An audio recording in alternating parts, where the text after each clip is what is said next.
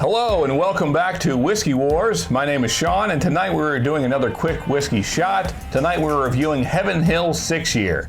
Let's do it.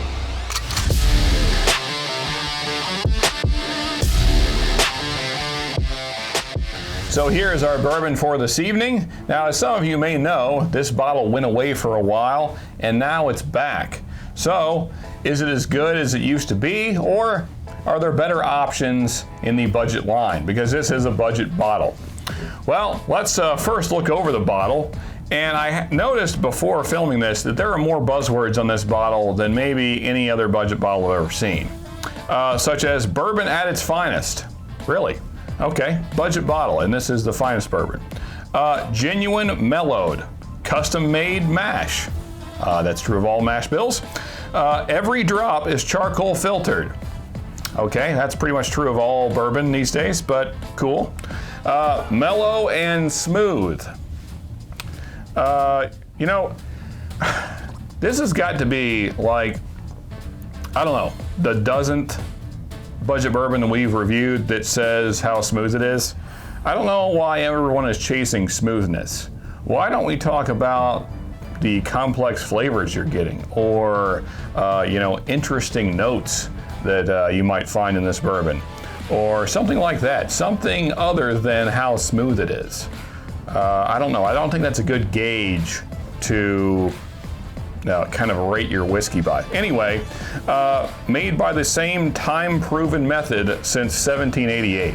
I mean, bourbon's been made the same way by most distillers for a long time.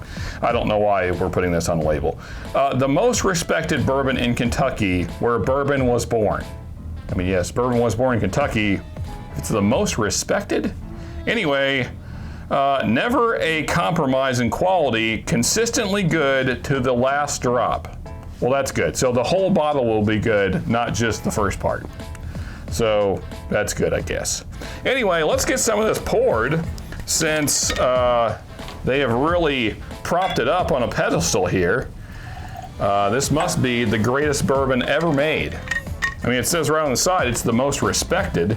So, yeah, I mean, I guess. Let's see what it smells like. Let's see if it smells like respect. It smells like bourbon. It smells like caramel, brown sugar, vanilla, oak. Not a sour oak, it's more of a toasty oak, so that's good. Now, I will say, though, that getting a 6-year-old bourbon for, I think this was like $14, $15, that is pretty awesome. I would say very lemony, like lemongrass maybe.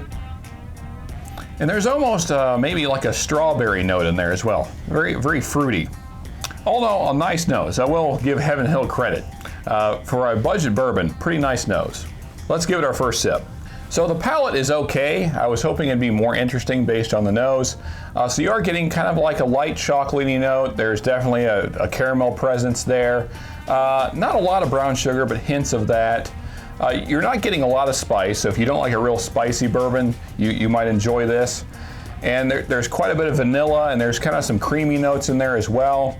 All in all, the palate is pretty good, but there is kind of this soury note that I don't think works with the kind of chocolate, caramel, creamy notes. I would say it's kind of lemony, and I don't really like lemon with chocolate in real life, so I don't really like those combinations of flavors in a bourbon either. If it didn't have that sourness, I think this would be a much nicer palate. And then on the finish, it's just a lot of kind of sour oak, maybe hints of char, cinnamon, but again, it's very light, and the finish disappears pretty quickly. It doesn't hang around very long at all. So all that kind of dings this a little bit. Now granted, this is a very budget-friendly bottle, so we can't expect a whole lot, and they are giving a 6-year-old product, so all in all, it's not bad. I would say, given that it is as cheap as it is, I would rate it fairly well. So I would give it something like a 6.7. So not bad, especially in the price range. And if you haven't tried it, go out and give it a try yourself. Maybe you like the notes that I picked up more than I do. So I don't know if it is necessarily the most respected whiskey in Kentucky.